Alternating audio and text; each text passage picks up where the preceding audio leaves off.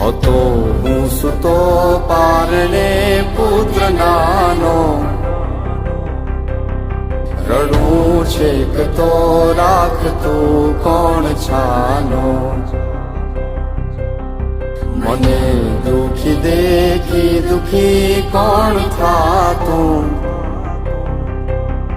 મહાહેતવાળી દયાળી જ માતું.